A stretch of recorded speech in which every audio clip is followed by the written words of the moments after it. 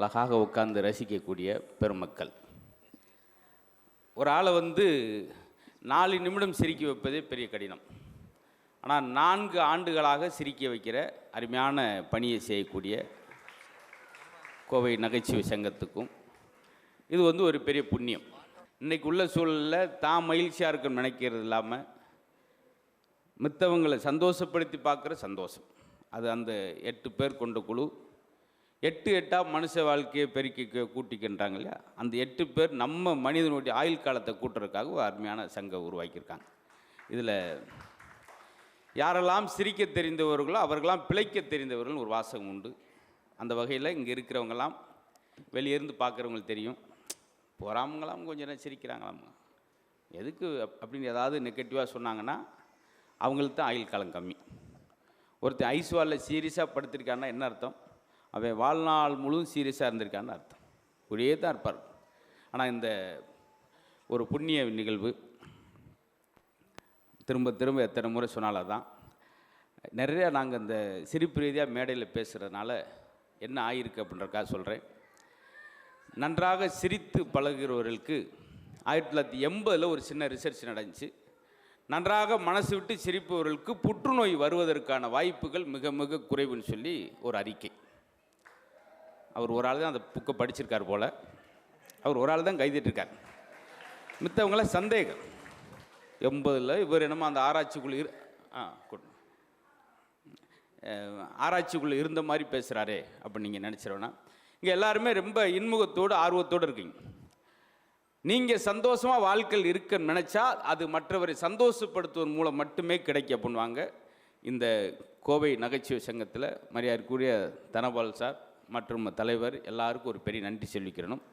ஏன்னா அவங்களோட போகாமல் நம்மளை சார்ந்தவங்க பாருங்கள், கொஞ்ச நேரத்தில் இந்த இடமே ஒரு கோயில் மாதிரி ஆயிடுச்சு. சிரிக்கும்போது உடம்புல உள்ள அழுக்கான விஷயம்லாம் வெளியே போயிருக்கு.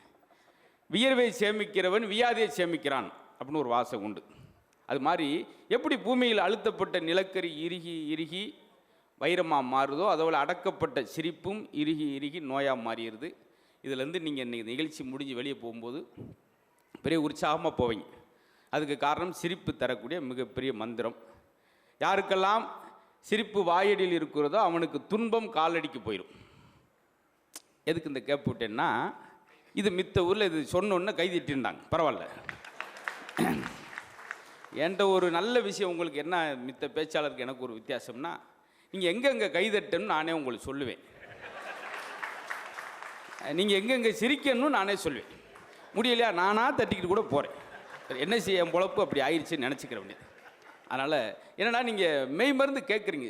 சில ஊரில் அப்படி இந்த மேடையை எனக்கும் தம்பி அருணுக்கும் பிடிச்சி போச்சுன்னா அவ்வளவு நாங்கள் போகிறவங்களா ஏங்குவோம், யாராவது கைத்தட்டமெல்லாம் சிரிக்க மாட்டாங்களான்னு. இங்கே சொல்கிறேன், அத்தனை பேருக்கும் 120 வயசு. இப்போ போகிற இடத்துலாம் அப்படித்தான் சொல்லுவாங்க போல நினைக்காங்க.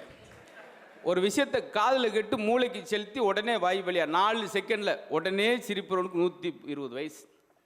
சிலர் பாருங்க என்ன ஜோக் அடிக்கட்டும், அப்படியே பருக்குன்னு முழிக்கிற ஆளுக்கு பங்குனி 13. இங்கே அந்த லிஸ்ட்டே இல்லை. அது வரைக்கும் சந்தோஷம். நல்ல நிகழ்வு சார்.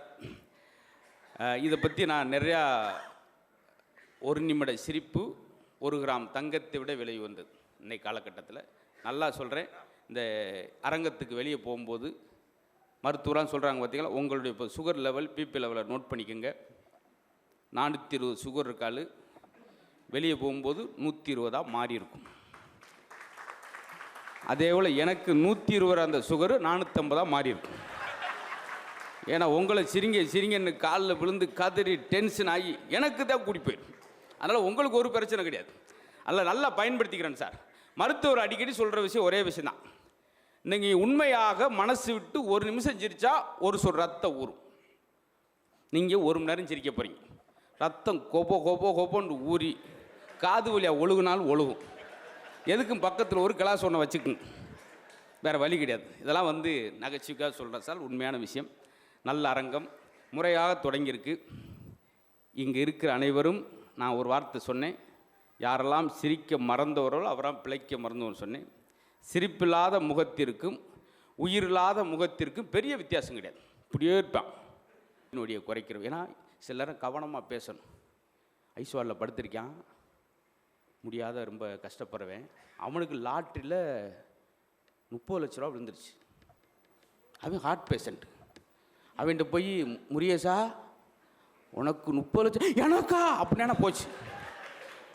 இப்போ சொல்லி ஆகணும், ரொம்ப சூதானமாக சொல்லி ஆகணும். என்னென்று டாக்டருக்கு ஒரே பிடிவாதம், மனசை உழைச்சிக்கிட்டே இருந்தாலும் எடுத்தோடனே 30 லட்சம் சொல்ல வேணாம், பட்டுன்னு விட்டால் விட்டுருவேன். கொஞ்சம் கொஞ்சமாக கூட்டு ஒன்று, முருகேசா சார் அப்படின்னா, நீ பெரிய யோகக்காரனையா, உனக்கு பெரிய அதிர்ஷ்டம் இருக்குது. உன் யோகத்துக்கெல்லாம் திடீர்னு உனக்கு நல்ல அதிர்ஷ்டத்தில் ஒரு 6-7 லட்சம் விழுந்தால் என்ன செய்வ? நான் என்ன சார் செய்ய போகிறேன், என் மூத்த பொண்ணுக்கு ஒரு கல்யாணத்தை பண்ணிவிட்டு நிம்மதியாக கொஞ்சம் கூட்டு வந்துட்டு, நீ பெரிய அதிர்ஷ்டக்காரனியா, உனக்கு சனி பயிற்சி பிரமாதமாக இருக்குது, உனக்கு ஒரு 20 லட்ச ரூபா விழுந்தா என்ன செய்வேன்? 2வது பொண்ணுக்கும் கல்யாணத்தை பண்ணிட்டு நிம்மதியாக கண்ணை மூடுவேன் சார். இப்போ ஓப்பன் பண்ணி விடுமுடான்ட்டு, முருகேசா சார் ரைட் இருக்கான், உனக்கு ஒரு 30 லட்சம் வருது முருகேசா, என்ன செய்வேன்? நான் என்ன சார் செய்ய போகிறேன், எனக்கு இவ்வளோ கஷ்டப்பட்டு வைத்தியம் பார்த்த உங்களுக்கு ஒரு 5 லட்சம் தருவேன். எனக்காண்டு டாக்டர் விழுந்துட்டார். முன்னாலாம் எங்கேயாவது கதை படிக்கும்போது என்ன படிப்பேன் தெரியுமா? ஒரு முனிவர் ஒரு காட்டில் தியானம் செய்தார் படிச்சிருக்கோம். இப்போ என்ன தெரியுமா, அங்கங்கே தியான கிளாஸே நடக்குது. அன்னைக்கு மன நிம்மதிக்கு ஒரு ஆளுக்கு 2 ஆளுக்கு டென்ஷன் இருக்கும், தியானம் பண்ணாங்க. இப்போ ஊரே தியானம் பண்ணுது. அவ்வளோ பண உளைச்சல், மன உளைச்சல், டென்ஷன். அன்றைக்கெல்லாம் ஒரு நிகழ்ச்சியை வந்து உட்காந்து பார்த்துக்கிட்டே இருந்தார். என்னென்ன எங்கே வந்து உட்காந்து, வீட்டில் சம்சாரம் புடுங்கல் தாங்க முடியல சார், கேட்டுக்கிட்டே இருந்தால் திடீர்னு 10 நிமிஷம் எந்திரிச்சார். என்னென்ன வீட்டுக்கு போகிறீங்க? அதுக்கு அதே பரவாயில்ல சார். ஐயோ உட்காரியாண்ட ஓ நீ கேவலப்படுத்தாதியான்னு சொல்லி கெஞ்சி கதறியோம். இதனால் சில விஷயங்களை ஆள்கிட்ட பேச பயமாக இருக்கு. சில இடத்துல பாருங்களேன், ஒரு அன்றைக்கெலாம் ஒரு ஆள் ஒரு 3 மாதம் கை குழந்தை இப்படி தூக்கிட்டு வர்றார் சார் என்கிட்ட. சார் முத்து சார் அப்படின்னாரு. வாங்க சார் வாங்க, உங்களுடைய பெரிய ரசிகன் சாருவே, உங்கள் ஒரு ஜோக்கு விட மாட்டேன். டிவி நீங்கள் வந்தால் போதும், டிவி முன்னுக்கு உட்காந்துருவானே, அவன் இதில் உட்கார்றதே பெரிய விஷயமா இருக்குது. என்னை பயமுடுத்துறாரு சார், ஒரு நிகழ்ச்சி விட மாட்டேன் சார். பார்த்தீங்களா சொல்கிறேன், பார்த்தீங்களா அந்த சல்மான் ஜோக்கு சொல்கிறேன் பாருங்க அப்படி.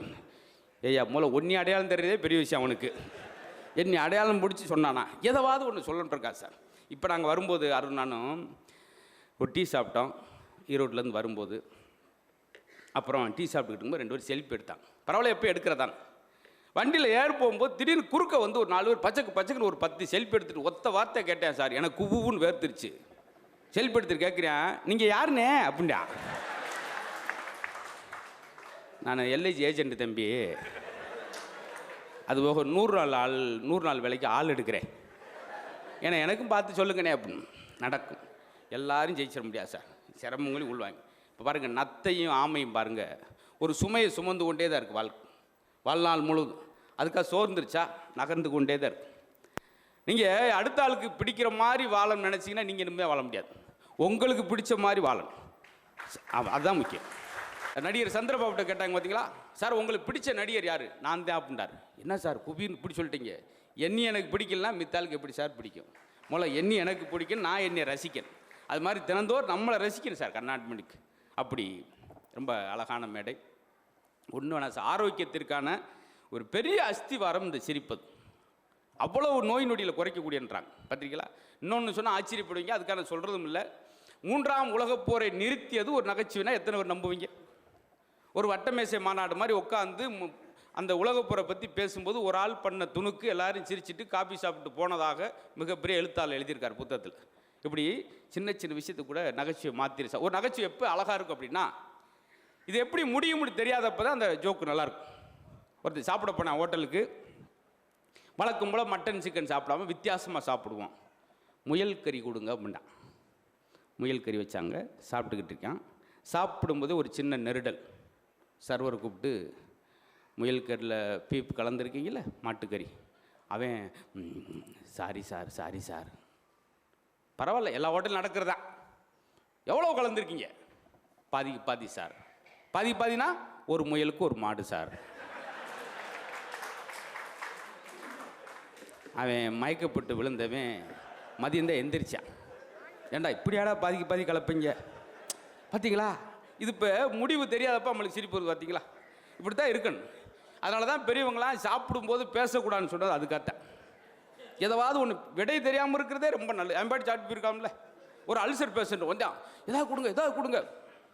சர்வர் ஒரு 10 நிமிஷம் வெயிட் பண்ணுங்க, ஜூஸ் கொண்டு வரோம். சார் பசிக்குது சார், வெயிட் பண்ணுங்க. வெயிட் பண்ணிக்கிட்டேன். எதிர்த்தாப்பில் அவன் எதிர்த்தாப்பில் உட்காந்துருக்கேன், முகத்தை மறைச்சு பேப்பர் படிச்சுக்கிட்டான். இவன் இந்த ஜூஸ்காரன் பார்த்து நம்மளுக்கு பசிக்குது, முதல்ல அவன் ஜூஸ் எடுத்து நம்ம சாப்பிட்ருவோம், நம்ம ஜூஸ் வந்து நம்மளுக்கு மாற்றி விட்ருவோம்னு சொல்லி அவனுக்கே தெரியாமல் எடுத்து குடித்தான்.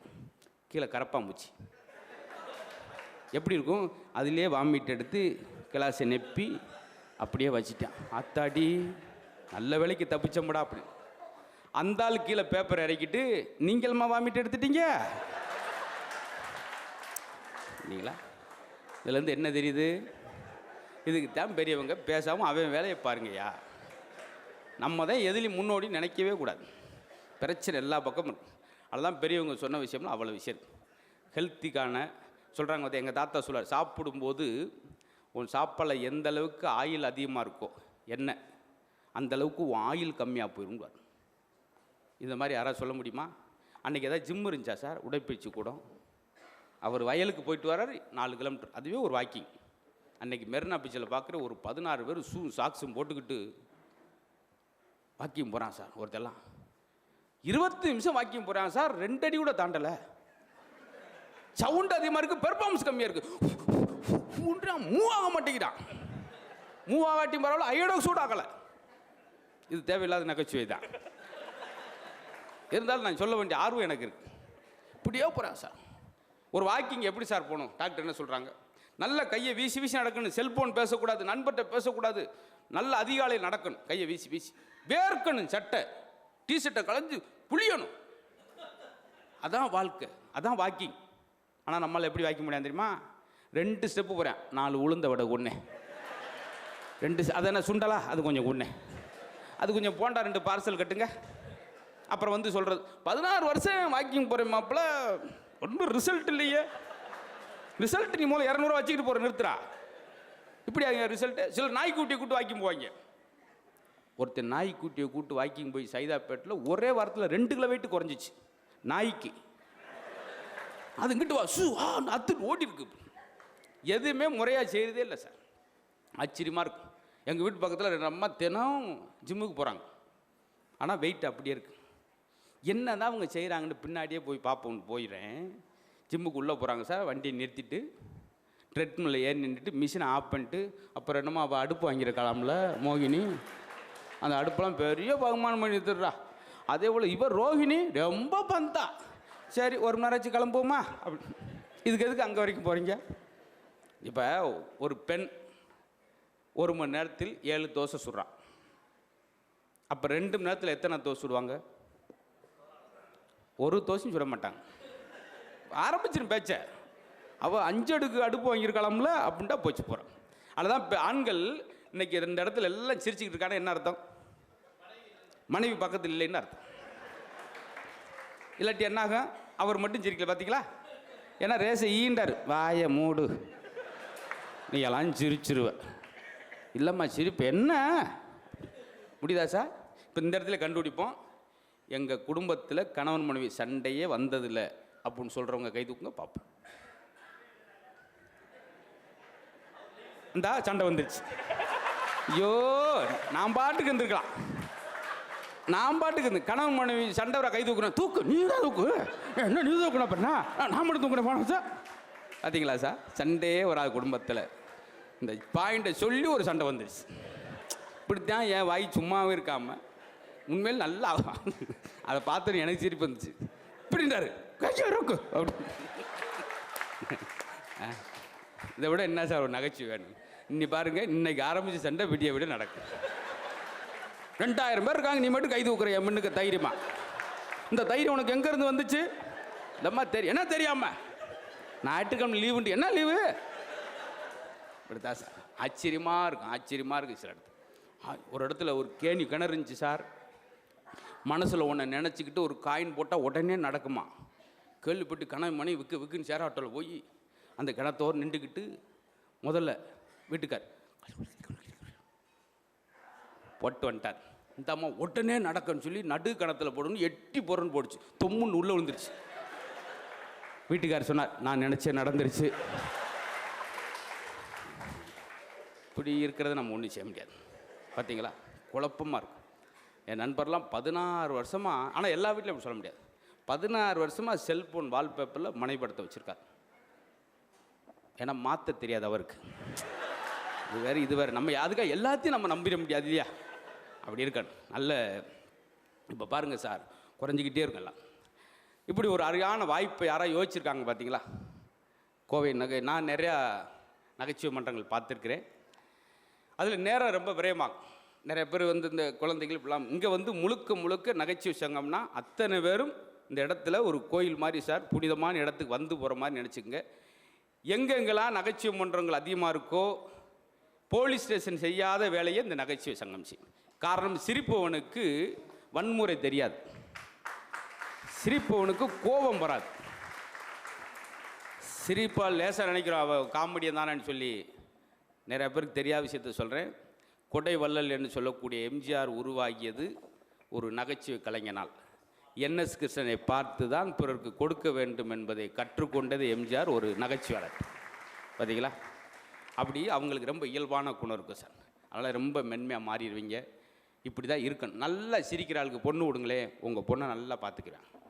லட்சுமி சாப்பிடு, சாப்பிடுந்தா அப்படின்கிட்டே இருப்பேன். இப்படியே கிருன்னு இருக்க ஆளுக்கு பொண்ணு விடுங்களேன், அவன் தான் 3 வருஷம் உடனே ஜெயிலுக்கு போகிறவனா இருப்பான். இப்படியே எதுவுமே ரசிக்காமல் ஒரு ஆள் இருப்பார் சார். அன்னைக்கு கோவை நகைச்சுவை சங்கத்துக்கு முத்து வர்றாருங்க, சொல்லுங்க சிலர்கிட்ட வந்தா சிரிப்பு காட்டுவாரியா, காட்டி நாமளாம் சிரிச்சு அப்படின்னா. இன்னொன்று, யாரெல்லாம் சிரிப்புக்கு நேரம் ஒதுக்கலையோ அவங்களாம் டாக்டருக்கு நேரம் ஒதுக்கிடுவாங்க. போகிற தப்பு இல்லை, நல்ல டாக்டர் அமையாட்டி என்ன ஆகும்? போய் டாக்டர் உட்காந்தோடனே டாக்டர் சொல்கிறேன், டாக்டர் காது சரியாகவே கேட்க மாட்டேங்குது டாக்டர். நீ சொல்லியே கேட்காத காது நான் சொல்லியாப்பா கேட்க போகுது, இதில் எதுக்கு தேவையில்லாத வேலை? இப்படி இருக்கும். சில நேரத்தில் இன்னொரு டாக்டர் ஒருத்தன் போனேன், டாக்டர் போய் உட்காந்தோடனே டாக்டர் சொல்கிறார், டாக்டர் சொல்ல முடியல சார் அப்படின்னா, கையை மெதுவாக தூக்குங்க, மோதிரம் பூசா கீழே போடுங்க, காலை நீட்டுங்க, ஷூ இடிக்குது உள்ள மடக்குங்க, ஆக்காட்டுங்க, பல்ல விளக்குங்க. அவன் பல் சட்டையை கலத்தி வச்சிட்டான். மூக்கை காட்டுங்க, முடியை வெட்டுங்க. ஏன்னா மூக்கு முடிக்கும் டை அடிச்சிருப்பேன் சிலர். இருமுங்க, தும்முங்க, சட்டையை கலத்துங்க, மூச்சு விடுங்க. 3/4 மணி நேரம் கழிச்சு டாக்டர் அவனை பார்த்து கேட்குறாரு, என்ன செய்யுது? அவன் சொன்ன, என் பொண்ணுக்கு சடங்கு, பத்திரிக்கை கொண்டு வந்தேன் சார். முதல்ல சொல்ல வேண்டிய, முதல்ல கேட்க வேண்டியா? வந்தது நாக்கு நட்டு மூக்கு நட்டு ஒரே தான் நீட்டிக்கிட்டே போனேன். எப்படியா முன்னாடி சொன்னால் நானும் பத்திரிக்கை 4 இடத்துல நீட்டிருப்பேன். இதைத்தான் சார் சொல்கிறது. ஒரு 4 வருஷத்துக்கு முன்னாடி 2000 போலி டாக்டர்கள். பார்த்தீங்களா? அதனால் நம்மளை மகிழ்ச்சி சார். உலகத்திலே மனம் இறுக்கமாக இருக்கவனுக்கு, டென்ஷனாக இருக்கு, ஸ்ட்ரெஸ்ஸாக இருக்கவனுக்கு அந்த மன அழுத்தத்தை குறைக்கக்கூடிய 2 கருவி எதுனா, மெல்லுசான ஒரு இசையை கேட்குறப்போ உங்கள் டென்ஷன் குறையும். ஏன்னா ஒவ்வொரு ராகத்திற்கும் ஒரு நோயை குணப்படுத்துகிற சக்தி இருக்குது சார். தெரியுமா அது உங்களுக்கு? புன்னாகவரி ராகம் பண்ணால் பாம்பு வரும், அமிர்தவரிசி ராகம் பண்ணால் மழை வரும். இதை ஒரு ஆள் பாடாமல் சொல்லிக்கிட்டே இருந்திருக்கார்.